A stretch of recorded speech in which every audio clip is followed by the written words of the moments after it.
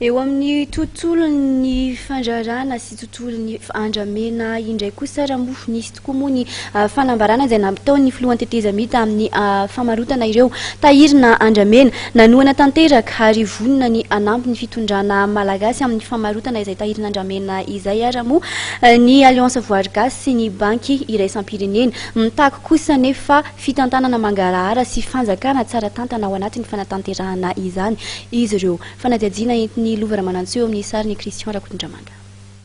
Tokony anaraka dingana mangarahara sy manaja ny lalàna velona eto amin'ny firenena sy eo amin'ny sehatra iraisam-pirenena ny fitondrana malagasy raha iroso amin'ny fivarotana tahirina andramena. Io no fantatra taorian'ny fihaonana teo amin'ny filohan'ny tetezamita sy ny comité de pilotage izay ahitana nisy alliance voarigasy sy ny banky iraisam-pirenena. Tanjona tokoa ny hamongorana ny fanondranana andramena tsy ara-dalàna.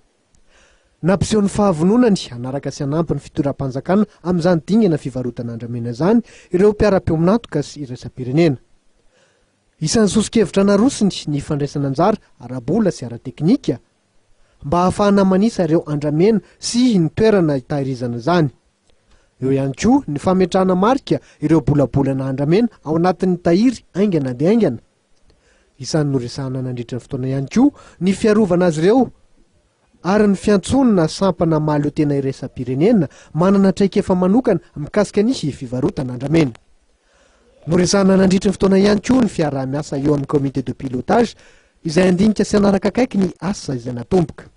Raha lafo kosa ireo andramena dia efa nilaza ny AVG sy ny banky iraisam-pirenena fa tokony ahompana amin'ny famatsiana ny fampandrosoana ny firenena ny ankamaroan'ny vola azo amin'izany.